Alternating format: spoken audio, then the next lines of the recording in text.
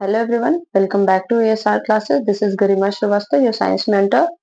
Last class में हम लोगों ने पढ़ा था separation of mixture of two solids के बारे में. इस क्लास में अब हम लोग स्टार्ट करते हैं separation of mixture of a solid and a liquid. ठीक है, जो सॉलिड है और लिक्विड है, एक मिक्सचर है जिसमें एक सॉलिड है और एक लिक्विड है. फॉर एग्जाम्पल, एग्जाम्पल के लिए चॉक एंड वाटर का मिक्सचर है.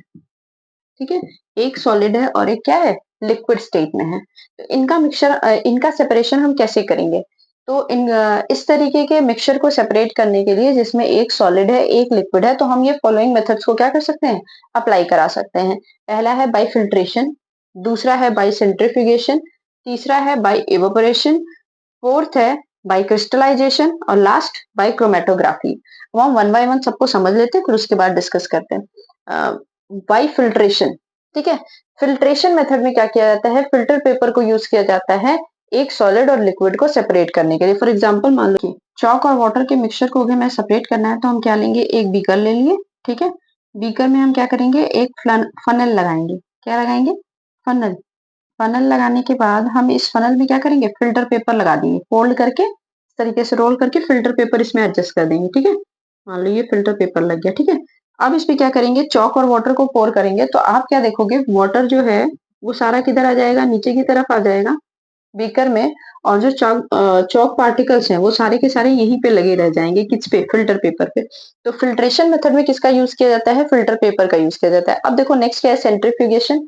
सेंट्रीफ्यूगेशन वो मेथड होता है जिसमें जो किसी चीज का फिल्ट्रेशन किया जाता है बाय हाई स्पीड रोटेशन के थ्रू. किसके थ्रू, हाई स्पीड रोटेशन के थ्रू किसी भी चीज को क्या करते हैं, सेपरेट करते हैं. फॉर एग्जांपल, अगर मान लो जैसे आपने वॉशिंग मशीन देखा होगा, वॉशिंग मशीन में जो ड्रायर होता है वो सेंट्रीफ्यूगेशन के प्रिंसिपल पर ही वर्क करता है, वो सेंट्रीफ्यूगेशन के ही सेंट्रीफ्यूज के प्रिंसिपल पर वर्क करता है. अब देखो, जैसे किसी चीज को हमको क्या करना है, कोई एक मिक्सचर है, मान लो फॉर एग्जांपल मिल्क है. क्या है, मिल्क है. मिल्क में कई सारी चीजें होती हैं, हमें पता है, प्रोटीन्स भी होते हैं. मिल्क मिल्क जो होता है एक बैलेंस डाइट में आता है. ठीक है, तो मिल्क के अंदर हर चीज होता है, प्रोटीन, फैट, विटामिन और सारी चीजें प्रेजेंट होती हैं. और सब के सब चीजों का क्या होता है, जो मॉलिक्यूलर वेट होता है, ठीक है, वो डिफरेंट डिफरेंट होता है. तो अगर आप एक सेंट्रीफिकेशन, एक मशीन होती है जिसमें एक इस तरीके से प्लेट लगी होती है. इन प्लेट्स में क्या होते हैं, छोटे छोटे होल्स प्रेजेंट होते हैं. इन होल्स में क्या होता है, टेस्ट ट्यूब होल्डर इसको बोलते हैं. ठीक है, छोटे-छोटे होल्स होते हैं, इनमें आप क्या फिट कर सकते हो, टेस्ट ट्यूब फिट कर सकते हो. मान लो हमको किसी चीज का सेंट्रीफ्यूगेशन कराना है, तो हम क्या करेंगे, इस टेस्ट ट्यूब होल्डर में एक टेस्ट ट्यूब डाल देंगे. ठीक है, और इस टेस्ट ट्यूब के अंदर जो भी अपना सैंपल है, जो भी चीज हमको सेपरेट करनी है, जिस चीज को, मान लो यूरिन का सैंपल, यूरिन चेक कराना है, डायग्नोसिस करानी है यूरिन की, या फिर ब्लड में कुछ चीजें, ब्लड के सेल्स को अलग अलग करना है हमको, या फिर मिल्क में जो सारे कंपोनेंट्स हैं उनको अलग करना है, तो हम क्या करेंगे, इस टेस्ट ट्यूब के अंदर डालेंगे. टेस्ट ट्यूब के अंदर डालने के बाद इस होल्डर में डाल देंगे. ठीक है, जितने भी होल्डर डालना चाहो किस तरीके से डाल सकते हो.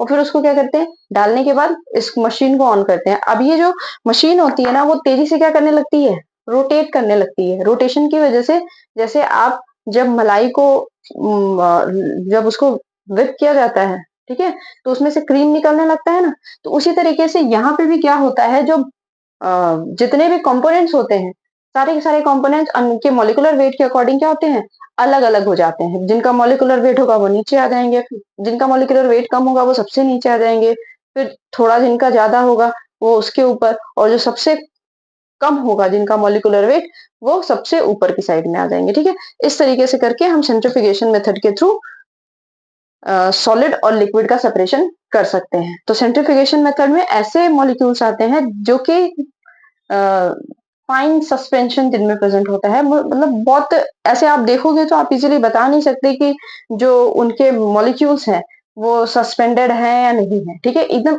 इवनली मिक्स्ड होते हैं. ठीक है, तो उन तरीके के जो सॉलिड और लिक्विड का सस्पेंशन किया, जो सॉलिड और लिक्विड मिक्स होते हैं, उनका सेपरेशन हम किस मेथड से करते हैं, सेंट्रीफ्यूगेशन मेथड से. फॉर एग्जांपल मिल्क, ब्लड, ये सारों का. ठीक है, यूरिन हो गया. ठीक है, क्रीम हो गया. ठीक है, ये सारी चीजों का। नेक्स्ट आता है बाय इवापोरेशन। इवापोरेशन मेथड आप सबको पता है कि इवापोरेशन मेथड क्या होती है। इवापोरेशन में हम क्या करते हैं, अ, जैसे उसमें सैंड बाथ कराया जाता है। होता क्या है, एक ट्राइपॉड स्टैंड ले लिया जाता है, ठीक है, एक ट्राइपॉड स्टैंड ले लिया गया। इस ट्राइपॉड स्टैंड के नीचे क्या किया जाएगा, स्प्रिट लैंप लगा दिया जाएगा, ठीक है। स्प्रिट लैंप लगा करके इसमें क्या करेंगे, जला देंगे। अब बर्नर के ऊपर क्या करेंगे, एक स्टील का या आयरन का बना हुआ एक पॉट रखेंगे, एक बर्तन रखेंगे। इस बर्तन में क्या करेंगे, बालू डाल देंगे, सैंड, ठीक है। सैंड डालने के बाद इसमें क्या करते हैं, एक चाइना डिश डाल देते हैं। चाइना डिश आपको हम बताए थे लास्ट क्लास में कि चाइना डिश क्या होती है, ठीक है। इसमें क्या किया जाता है, एक चाइना डिश डाल दिया जाता है।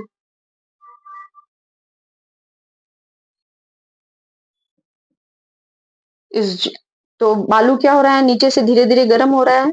इवेनली पूरा जो सैंड होगा वो पूरी की पूरी तरीके से क्या होने लगेगा, गर्म होने लगेगा। अब आप जिस चीज को आपको सेपरेट करना है, फॉर एग्जांपल अगर आप मान लो कोई इंक सेपरेट करना है, ठीक है, इंक सेपरेट करना है, तो हम इसमें क्या करेंगे, जो चाइना डिश डाले इस चाइना डिश में वो इंक डाल देंगे, ठीक है। ब्लू ब्लैक जो भी इंक हमको डालनी है, हम इसमें क्या किए, डाल दिए। अब जैसे जैसे बालू गर्म होगा तो इवन टेम्परेचर पे, बहुत कम टेम्परेचर पे धीरे धीरे क्या होगा, थोड़ी देर में जितना भी इंक के अंदर पानी प्रेजेंट है वो पानी धीरे धीरे क्या होता है, इवापोरेट कर जाता है हीट की वजह से। और जो इंक है सॉलिड, ठीक है, डाई जो है वो सॉलिड फॉर्म में हमें क्या होता है, ऑब्टेन हो जाता है। इसको हम क्या कहते हैं, इवापोरेशन। जनरल मेथड में आप, जनरल में आप ये जानते हो, लिक्विड लिक्विड का वेपर में चेंज होना उसको हम क्या कहते हैं, इवापोरेशन बोलते हैं, ठीक है। लेकिन सेपरेशन में अगर आप देखोगे तो सेपरेशन के लिए हम ये मेथड यूज करते हैं। ट्राइपॉड स्टैंड लगाया, नीचे स्पिरिट लैंप लगाया, स्पिरिट लैंप लगाने के बाद एक क्या रखे, एक स्टील का या आयरन का एक वेसल रखे, बर्तन रखे। उस बर्तन में क्या डाला जाता है, बालू भर दिया गया। प्रोसेस को क्या बोलेंगे, सैंड बाथ बोलते हैं। अब इसमें क्या करेंगे, एक चाइना डिश डालेंगे। चाइना डिश डालने के बाद उसमें क्या किए, इंक डाल दिए, ठीक। आपको पता है इंक जो होती है वो लिक्विड फॉर्म में होती है, ठीक है। इंक डालने के बाद अब हम क्या करेंगे, क्योंकि इंक में वाटर भी होता है और कुछ अमाउंट में डाइज भी होती है, डाई, ठीक है। तो वो जो डाई को अलग करने के लिए हम कर रहे हैं, जैसे ही इसमें डाई डालेंगे, अब धीरे धीरे क्योंकि जो सैंड है वो इवनली क्या होता जा रहा है, हीट होता चला जा रहा है। हीट की वजह से धीरे धीरे इसमें से जो वाटर होगा वो इवापोरेट कर जाएगा, लिक्विड से किधर चला जाएगा, गैसियस फॉर्म में चला जाएगा। और जो डाई है वो हमें ऑब्टेन हो जाएगा, ठीक है। डाई के जो पैचेस हैं वो हमें ऑब्टेन हो जाएंगे, फिर हम उनको क्या करते हैं, सेपरेट कर लेते हैं। ये क्या है, ट्राइपॉड स्टैंड,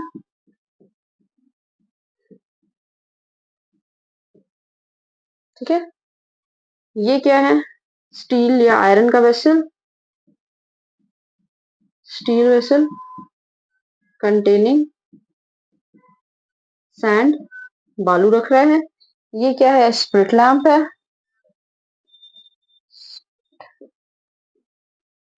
स्प्रिट लैंप है। ये क्या है, चाइना डिश, चाइना डिश। और इसके अंदर ये जो ब्लू ब्लू प्रेजेंट है वो क्या है, इंक है, ठीक है। तो इस तरीके से हम करके इसको सेपरेट कर लेते हैं। अब नेक्स्ट आता है क्रिस्टलाइजेशन मेथड। देखो, जो इवेपोरेशन होता है और क्रिस्टलाइजेशन होता है लगभग सिमिलर ही होता है, क्योंकि दोनों में हम क्या करते हैं, पानी को हटाते हैं, पानी को रिमूव कराते हैं। लेकिन जो इवेपोरेशन मेथड होता है इसमें आप डर्ट और इम्प्योरिटीज को रिमूव नहीं कर सकते, लेकिन जो क्रिस्टलाइजेशन मेथड होता है उसमें हम डर्ट और इम्प्योरिटीज को क्या कर सकते हैं, रिमूव कर सकते हैं। बस इतना सा डिफरेंस होता है, ठीक है। क्योंकि इसमें हम फिल्टर पेपर के थ्रू जितना भी लिक्विड होता है उसको क्या करते हैं, पहले छान लेते हैं। छानने के बाद फिर उसके बाद उसको क्या करते हैं, धीरे धीरे धीरे धीरे उसमें से वाटर को क्या कराते हैं, रिमूव कराते हैं। और रिमूव कराने के बाद जो हमें मिलता है वो किसके फॉर्म में मिलता है, क्रिस्टल के फॉर्म में मिलता है। जैसे नमक का सेपरेशन कराते हैं समुद्र के पानी से, सी वाटर से हम सॉल्ट्स को कैसे निकालते हैं, तो by the method of crystallisation, crystallisation method से निकालते हैं। नेक्स्ट आता है क्रोमेटोग्राफी। क्रोमेटोग्राफी जो होती है एक मेथड है जिसमें लिक्विड को उनके मॉलिक्यूलर वेट के अकॉर्डिंग, ठीक है, उनके मॉलिक्यूलर वेट के अकॉर्डिंग हम क्या करते हैं, ऑब्टेन कर लेते हैं। जैसे मान लो कोई हम लिक्विड डालें, जैसे मान लीजिए आप डीएनए डालें, ठीक है, डीएनए को आपको अलग अलग चेंज देखना है, ठीक है। तो इसमें क्या किया जाता है, एक बीकर ले लिया जाता है, ठीक है। बीकर लेने के बाद इसमें क्या करते हैं, एक क्रोमेटोग्राफिक पेपर आता है, पेपर क्रोमेटोग्राफी बोलते हैं इसको। उस पेपर को क्या करते हैं, थिन शीट होती है उसको अंदर डाल देते हैं बीकर के अंदर, ठीक है। इसको फिर सेलो टेप से क्या करते हैं, स्टिक कर देते हैं, चिपका देते हैं कि ये पेपर मुड़ के नीचे ना जाए। अब इसमें अब जो ये बीकर है या ग्लास जार है, इसमें क्या करते हैं, इतने दूर तक पानी फिल कर देते हैं। पानी फिल करने के बाद ये जो ये पेपर है, क्रोमेटोग्राम जिसको बोलते हैं, इस पे एक पेंसिल से लाइन ड्रॉ करके एक मार्क कर देते हैं, जिस पे कि हमको कलर्स को क्या करना है, डालना है। कलर्स के सेपरेशन के लिए यूज़ कर रहे हैं। अब जो कलर पहले डिज़ोल्व हो जाता है, उसका जो स्पॉट बनेगा वो ऊपर की साइड में। जैसे जैसे कलर्स का डिसोल्यूशन कम होता जाता है, वो नीचे की साइड में बनते चले जाते हैं। जो कम डिज़ोल्व होगा वो इधर, फिर और डिज़ोल्व हुआ तो फिर नीचे की साइड में। कलर सेपरेशन के इस मेथड्स को ही हम बोलते हैं क्रोमेटोग्राफी। Chromo means colour. और इस पेपर को, जो पेपर यूज किया जाता है, इसको बोलते हैं क्रोमेटोग्राम। क्या बोलते हैं, क्रोमेटोग्राम बोलते हैं, ठीक है। तो क्रोमेटोग्राफी हो गया। फिल्ट्रेशन में फिल्टर पेपर का यूज किया जाता है। सेंट्रीफ्यूगेशन मेथड में क्या किया जाता है, बहुत तेज स्पीड से जो भी आपका सब्सटेंस है, जो भी आपका मिक्सचर है, उसको तेजी से क्या किया जाता है, रोटेट कराया जाता है, जिसकी वजह से सॉलिड और लिक्विड अलग अलग हो जाता है, ठीक है। इवापोरेशन मेथड में क्या किया जाता है, हीट प्रोवाइड किया जाता है, जिसकी वजह से जो वाटर होता है वो इवापोरेट कर जाता है। बाय क्रिस्टलाइजेशन मेथड में क्या होता है, फिल्टर पेपर और इवापोरेशन, फिल्ट्रेशन और इवापोरेशन दोनों को यूज करके हम क्या बनाते हैं, क्रिस्टलाइजेशन मेथड यूज करते हैं, ठीक है। दोनों का यूज उसमें होता है। नेक्स्ट आता है क्रोमेटोग्राफी। क्रोमेटोग्राफी जिनकी डेंसिटी बहुत, जिनका मॉलिक्यूलर वेट बहुत कम होता है। आप जैसे सेंट्रीफ्यूगेशन में देखोगे जिनका मॉलिक्यूलर वेट फिर भी बहुत ज्यादा होता है कि नीचे की तरफ बैठते हुए दिखाई देते हैं। लेकिन इनकी कंडीशन में क्या होता है, ऐसे जिनका मॉलिक्यूलर बहुत कम है, मॉलिक्यूलर वेट, उनके लिए हम क्या करते हैं, क्रोमेटोग्राफी मेथड यूज करते हैं, ठीक है। लिख लेते हैं इन सारों के बारे में। फर्स्ट है bye filtration, process of removing insoluble solid. क्योंकि आपको पता है चौक और वाटर है, सैंड है, वाटर है, ये सब प्रॉपरली एकदम मिक्स नहीं होता। तो फिल्ट्रेशन मेथड हम किस पे यूज करते हैं, जो कि इनसॉल्युबल सब्सटेंसेस होते हैं इन लिक्विड के अंदर। कोई एक लिक्विड है, उसके अंदर जो सब्सटेंस को मिक्स किया गया है वो पूरी तरीके से क्या है, सॉल्युबल नहीं है, वो क्या है, इनसॉल्युबल है। उस तरीके के मिक्सचर के लिए हम कौन सा मेथड यूज करते हैं, फिल्ट्रेशन यूज करते हैं। Process of removing insoluble solid from a liquid by using filter paper. किसका यूज किया जाता है, फिल्टर पेपर का यूज किया जाता है। प्रोसेस को हम क्या कहते हैं, फिल्ट्रेशन कहते हैं। Used for separating insoluble solid या substances from a liquid, mixture of sand and water, mixture of chalk and water. ये एग्जांपल आपको हम बताए थे, चॉक और वाटर था, उसमें क्या लिया गया, एक बीकर ले लिया गया, फिर उसमें एक फनल लगा दिया गया, फनल लगाने के बाद फनल के ऊपर राउंड करके एक फिल्टर पेपर ऐड कर दिया गया। अब दोनों के मिक्सचर को क्या किया गया, डाल दिया गया, चॉक और वाटर के मिक्सचर को। अब आप देखोगे वाटर जो है नीचे की तरफ आ जाएगा, चॉक जो है, जो सॉलिड पार्टिकल है, वो ऊपर फिल्टर पेपर पे ही रह जाएगा, ठीक है। अब नेक्स्ट देखते हैं, नेक्स्ट देखते हैं bye centrifugation, method of separation of finally suspended particle in a liquid. एक लिक्विड है, उसके अंदर जो पार्टिकल है वो फाइनली सस्पेंडेड है, मतलब आप अगर उसको फिल्टर पेपर से चाहो कि आप फिल्टर कर लो, तो आप फिल्टर नहीं कर सकते। जैसे मिल्क ले लिए, मिल्क को आप चाहो कि फिल्टर पेपर से आप अलग अलग कर लो उसके कंपोनेंट्स को, तो आप अलग नहीं कर सकते। तो इस टाइप के जो मिक्सचर्स होते हैं उनका सेपरेशन हम किसके थ्रू करते हैं, सेंट्रीफ्यूगेशन के थ्रू करते हैं, ठीक है। By whirling it at very high speed called centrifugation. उसको क्या कहता है, वर्ल किया जाता है, घुमाया जाता है तेजी से, जिसकी वजह से क्या होता है, वो सेपरेट हो जाते हैं। Separation of cream from the milk, हम मिल्क से मक्खन निकालते हैं ना, क्रीम निकालते हैं, तो वो किस मेथड से किया जाता है, सेंट्रीफ्यूगेशन से किया जाता है। आपको हम बताएं कि उसमें क्या किया जाता है, एक मशीन होती है सेंट्रीफ्यूज मशीन, कुछ इस तरीके से होती है, छोटी सी, ठीक है। उसके ऊपर एक लीड सा लगा हुआ होता है, ठीक है, एक इस तरीके से लीड सी लगी हुई होती है। उसमें आप देखोगे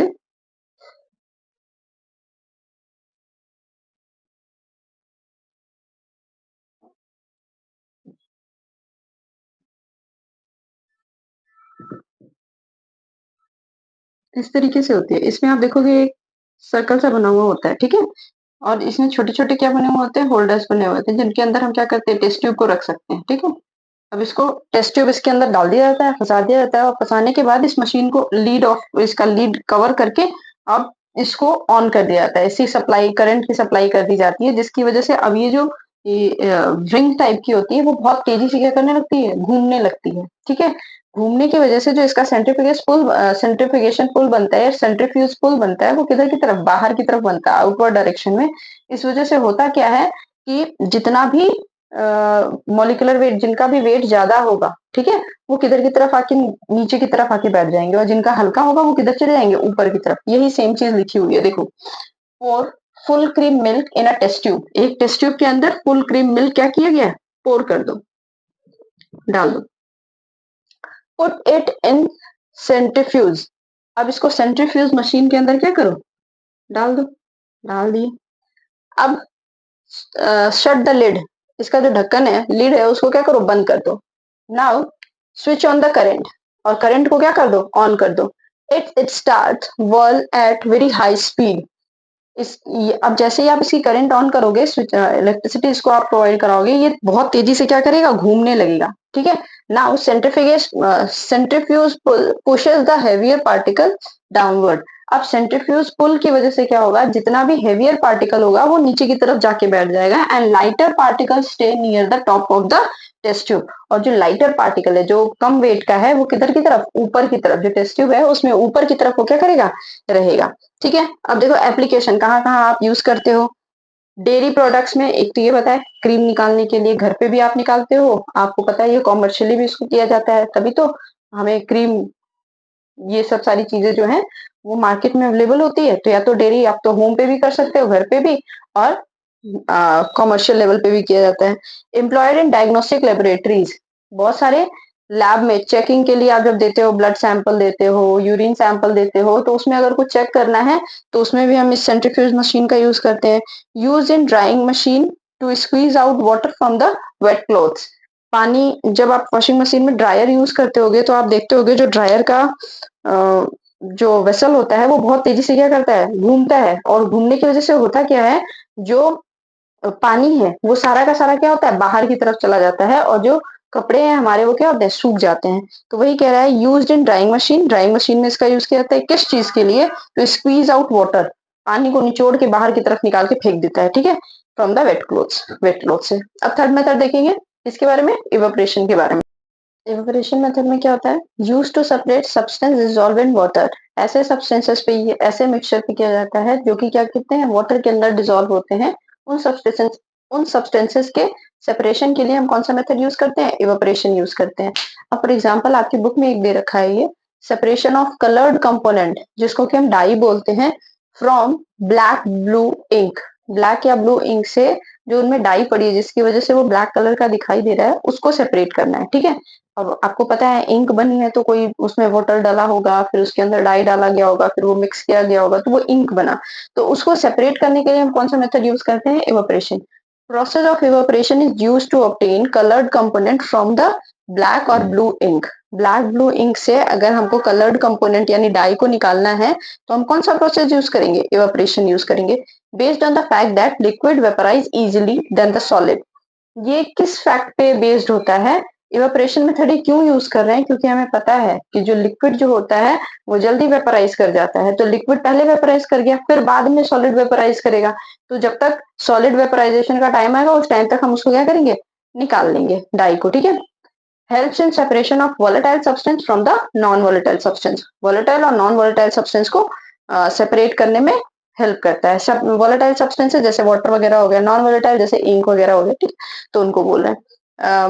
मेथड्स, इसका मेथड क्या है करने का, सबसे पहला क्या किया, heat sand in iron vessel by placing it over a tripod stand, एक आयरन वेसल लिया, ठीक है, उसमें सैंड को रख के क्या कर रहा है, हीट कर रहा है, और ये वेसल कहाँ रखा है, ट्राइपॉड स्टैंड पे, ट्राइपॉड स्टैंड लिया, इसके ऊपर आयरन वेसल डाला, उसके अंदर बालू डाला, सैंड, बर्नर के थ्रू इसको हीट किया। जब बर्नर के थ्रू इसको हीट किया जा रहा है तो इस पूरे अरेंजमेंट को हम क्या बोल रहे हैं, सैंड बाथ बोल रहे हैं। इस पूरे अरेंजमेंट को क्या बोला जाता है, सैंड बाथ। क्या क्या है, एक ट्राइपॉड स्टैंड लिया, उसके ऊपर आयरन वेसल डाला, आयरन वेसल के अंदर बालू डाला, बालू डालने के बाद उसको नीचे स्प्रिट लैंप या बर्नर के थ्रू क्या किया गया, गर्म किया गया। इस पूरे अरेंजमेंट को हम बोलते हैं सैंड बाथ। अब जो सैंड बाथ है उसके ऊपर क्या किया गया, चाइना डिश डाल दिया गया।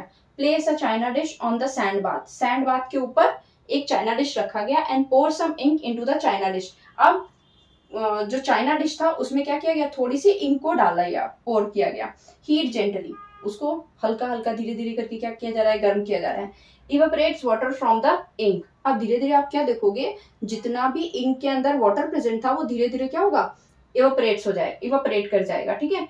That it doesn't boil.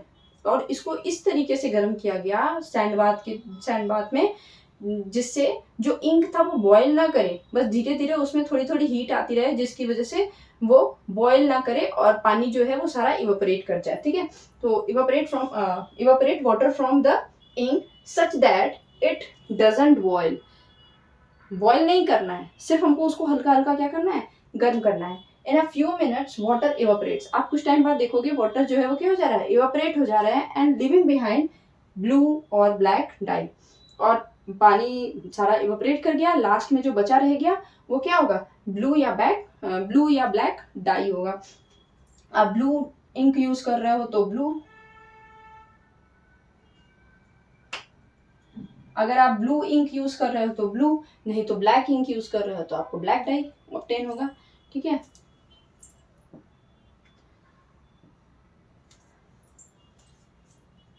I hope clear हो गया होगा।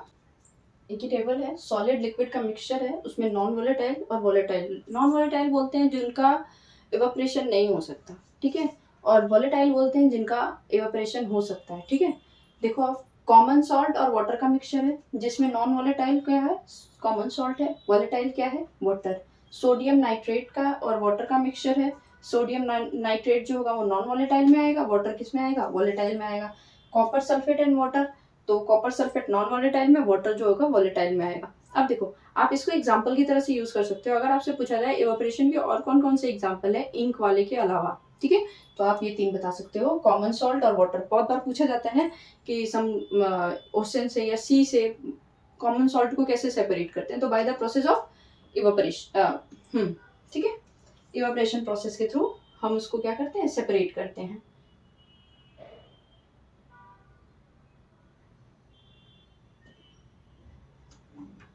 फिर आता है सोडियम नाइट्रेट और इन सारों के बारे में, ठीक है। अब आगे देखते हैं। फोर्थ है by crystallisation method used to remove impurity from solid and purified it. हम सॉलिड के अंदर जो भी इम्प्योरिटीज होती हैं क्रिस्टलाइजेशन मेथड के थ्रू उसको क्या कर सकते हैं, रिमूव कर सकते हैं। कैसे कर सकते हैं, हम आपको बताए थे। क्रिस्टलाइजेशन मेथड में फिल्ट्रेशन भी यूज किया जाता है और इवेपोरेशन की भी प्रोसेस यूज की जाती है। 2 प्रोसेस यूज करके हम क्रिस्टलाइजेशन, इवेपोरेशन जो है, मतलब क्रिस्टलाइजेशन जो है वो ज़्यादा बेहतर है इवेपोरेशन से। क्यों? क्योंकि इवेपोरेशन के अंदर हम इम्प्योरिटीज़ को रिमूव नहीं कर सकते, लेकिन क्रिस्टलाइजेशन मेथड में हम इम्प्योरिटीज़ को रिमूव कर सकते हैं। अब देखो होता क्या है, सबसे पहले क्या लिया गया, किसी भी चीज़ का कोई भी एक ले लिया गया, मान लो यहाँ पे एग्जाम्पल के लिए लिया गया है कॉपर सल्फेट, ठीक है। कॉपर सल्फेट लिया गया और उस कॉपर सल्फेट को क्या किया गया, पानी के अंदर, थोड़े से पानी के अंदर डिजोल्व कर दिया गया। जब कॉपर सल्फेट को डिजोल्व किया गया तो उस कॉपर सल्फेट के अंदर जो भी इम्प्योरिटीज थी, जो भी गंदगी थी, वो पानी के साथ मिक्स तो होगी नहीं, ठीक है, वो सॉलिड के फॉर्म में है। तो आप जब उसको फिल्टर पेपर के थ्रू छानोगे तो सारा फिल्टर पेपर के ऊपर ही रह जाएगा, तो सारी इम्प्योरिटीज क्या हुई, निकल गई। अब बचा रह गया क्या, कॉपर सल्फेट सॉल्यूशन बचा रह गया, ठीक है, पानी, और पानी के साथ कॉपर सल्फेट सॉल्यूशन, इम्प्योरिटीज तो निकल गई, ठीक है। अब हम क्या करेंगे, जैसे वहां पे सैंड बाथ यूज किया गया था ना, तो वहां सैंड बाथ भी यूज किया जा सकता है, वाटर बाथ भी यूज किया जा सकता है। जैसे सैंड बाथ किसको बोलते हैं, ट्राइपोड स्टैंड लिया, ट्राइपोड स्टैंड के ऊपर एक आयरन वेसल रखा, फिर उसमें बालू डाला, इसको हम बोलते हैं सैंड बाथ, ठीक। अब वाटर बाथ किसको बोलते हैं, सेम यही प्रोसेस, ट्राइपोड स्टैंड लिया, अब इस जगह वेसल, आयरन वेसल की जगह, आयरन वेसल में आप बालू की जगह पे क्या डालोगे, पानी डालोगे, क्या डालोगे, पानी डालोगे, और पानी के अंदर क्या डालोगे, बीकर डाल दोगे, ठीक है। पानी के अंदर क्या डाल दोगे, जैसे एक ट्राइपोड स्टैंड ले लिया, ठीक, इसके अंदर क्या किया, बीकर ले लिया, अब यहाँ पे क्या लगा दिया, स्प्रिट लैम्प लगा दिया, ठीक। अब इसमें क्या लिया, आयरन वेसल जो था इसमें क्या भर लिया, पानी भर लिया, ठीक। अब इसमें हम क्या करेंगे, कोई बीकर रख दिए, ठीक है, कोई बीकर रख दिए। अब इस बीकर के अंदर हम क्या करेंगे, या फिर आप ये भी कर सकते हो, ये जो आयरन वेसल है, आयरन वेसल की जगह आप डायरेक्ट इस पे, क्योंकि हम एक्सपेरिमेंट केमिस्ट्री लैब में परफॉर्म कर रहे हैं, तो आयरन वेसल की जगह हम क्या रख लें, बीकर रख लेते हैं। बीकर रखने के बाद इसके अंदर क्या डाल दिए, पानी डाल दिए, ठीक। अब इसके अंदर, इसके ऊपर एक वॉच ग्लास बोलते हैं, आप बड़ी क्लासेस में जाओगे तो देखोगे छोटी सी प्लेट, जैसे हम लोग छोटी छोटी प्लेट होती है जो बच्चे खेलते हैं, किचन सेट में एक छोटी सी प्लेट आती है, तो वो कांच की उसी तरीके की एक प्लेट होती है जिसको हम बोलते हैं वॉच ग्लास। क्या बोलते हैं, वॉच ग्लास। ये छोटी सी प्लेट इस तरीके से रहती है, छोटी सी प्लेट, ठीक। अब उस वॉच ग्लास को हम क्या करते हैं, इस बीकर के ऊपर रख दिए, इस वॉच ग्लास को हम कहाँ रख दिए, बीकर के ऊपर रख दिए, ठीक है। अब पानी गर्म होगा, पानी गर्म होने के बाद अब इसमें हम क्या डाल दिए, जैसे इंक वहां डाले थे ना, वहां यहाँ पे भी हम इंक यूज कर सकते हैं, यहाँ पे भी हम इंक डाल सकते हैं, लेकिन अभी हम उसमें हम सैंड बाथ पढ़ लिए हैं तो उसको सैंड बाथ में ही रहने देते हैं। यहाँ पे हम देख लेते हैं इंक की जगह यहाँ पे क्या डाला है, इस वॉच ग्लास के ऊपर डाल दिया क्या, क्या, कॉपर सल्फेट सॉल्यूशन, जो हम पहले impure copper sulphate solution, impure copper sulphate लिए, उसको पानी के अंदर मिक्स किए, फिर फिल्टर पेपर से छान लिए। छानने के बाद जो हमें नीचे की तरफ सॉल्यूशन मिला, ठीक है, कॉपर सल्फेट सॉल्यूशन मिला। अब उस कॉपर सल्फेट सॉल्यूशन को हम इसके ऊपर, वॉच ग्लास के ऊपर डाल दिए। वॉच ग्लास के ऊपर डालने के बाद अब हम इसको बर्नर ऑन करेंगे, पानी गर्म होगा, ठीक है। पानी जैसे जैसे गर्म होगा, वॉच ग्लास भी धीरे धीरे क्या होने लगेगा, गर्म होने लगेगा, और इसके अंदर जितना भी पानी प्रेजेंट है वो धीरे धीरे क्या हो जाएगा, रिमूव हो जाएगा। हम एक सैचुरेटेड सॉल्यूशन बना लेंगे। अब सैचुरेटेड सॉल्यूशन किसको बोलते हैं, ऐसा सॉल्यूशन जिसको फर्दर फिर हीट करने पे वो बॉयल ना हो, ठीक है, उसमें से जितना भी उसमें हीटिंग होना था वो सारा हो चुका है, तो उसको हम क्या बोल रहे हैं, सैचुरेटेड सॉल्यूशन बोल रहे हैं, ठीक है। एक सैचुरेटेड सॉल्यूशन ऑब्टेन करने के बाद हम फ्लेम को क्या करेंगे, बंद कर देंगे, हीटिंग स्टॉप कर देंगे। अब हम क्या करेंगे, उसको छोड़ देंगे एक दिन तक ठंडा होने के लिए।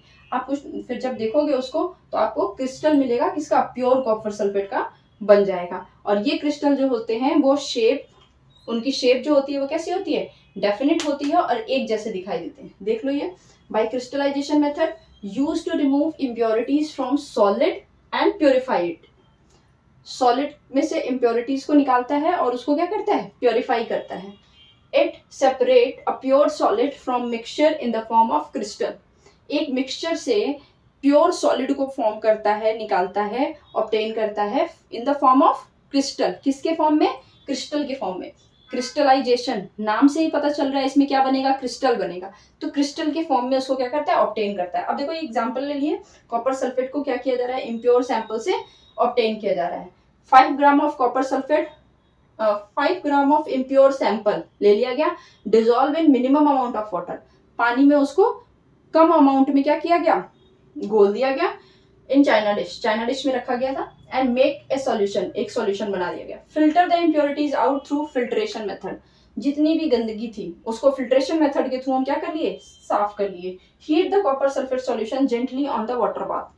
अब इसको क्या किया जा रहा है, कॉपर सल्फेट सॉल्यूशन को वाटर बाथ के ऊपर रख करके हम क्या कर रहे हैं, हीट कर रहे हैं। Evaporate water and obtain a saturated solution. गर्म किए तो वाटर क्या हुआ, इवेपोरेट कर गया और हमें क्या मिल गया, एक सैचुरेटेड सॉल्यूशन मिल गया। स्टॉप हीटिंग, अब हीट करना बंद कर दो। Allow it to cool slowly for a day. अब इसको धीरे धीरे ठंडा होने दो, आराम से ठंडा हो। Crystal of pure copper sulphate are found. अब क्या देखोगे आप, जब एक दिन बाद आप देखोगे तो आपको प्योर कॉपर सल्फेट का क्या मिल जाएगा, क्रिस्टल मिल जाएगा। All these crystals have definite shape and hence look alike. क्योंकि इनकी डेफिनिट शेप होती है तो इसकी वजह से होता क्या है, ये सारे के सारे एक जैसे दिखाई देते हैं।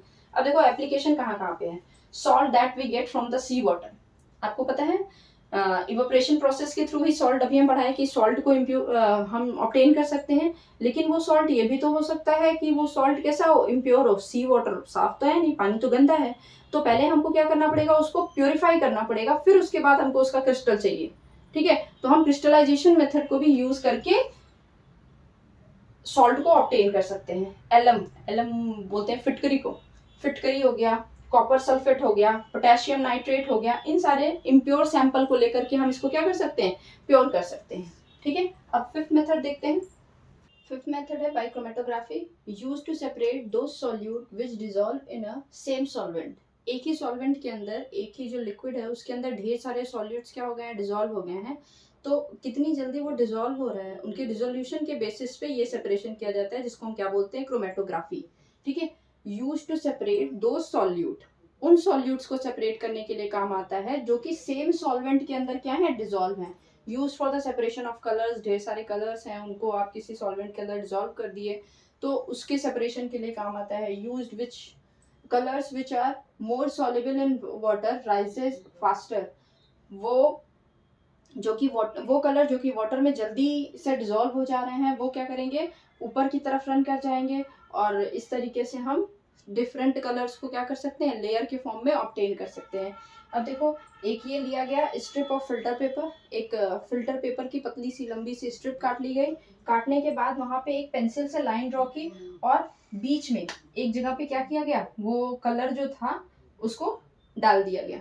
ठीक है, ये जो पेपर होता है इसको हम क्या कहते हैं, क्रोमेटोग्राम। क्या कहते हैं, क्रोमेटोग्राम। पेपर को क्या बोलते हैं, क्रोमेटोग्राम। अब देखो, एक लिया गया, एक ले लिया गया बीकर, ठीक है, फिर उसमें ये क्या डाला गया, क्रोमेटोग्राम डाल दिया गया, क्रोमेटोग्राम। यहाँ क्या फिल कर दिया गया, वाटर। अब देखो, जैसे जैसे जो कलर, जैसे जैसे ये पेपर पानी जो है वो एब्जॉर्व करेगा, फिल्टर पेपर पानी को क्या करता है, एब्जॉर्व करता है। तो जैसे जैसे ऊपर चलेगा, जो कलर पहले डिजोल्व होगा उसका पैच ऊपर बन जाएगा, फिर उसके बाद दूसरा जो कलर डिजोल्व होगा उसका पैच इधर, फिर इधर, फिर इधर, जो सबसे लास्ट में डिजोल्व होगा उसका सबसे नीचे कलर पैच बनेगा। ठीक है, इसको हम क्या बोलते हैं, क्रोमेटोग्राफी बोलते हैं। आज के लिए इतना ही, फिर मिलते हैं नेक्स्ट क्लास में। होप आपको सारी चीज़ें क्लियर हो रही होंगी। अगर आपको मेरी वीडियोस अच्छी लगती हैं तो please like share and subscribe to my channel. Thank you.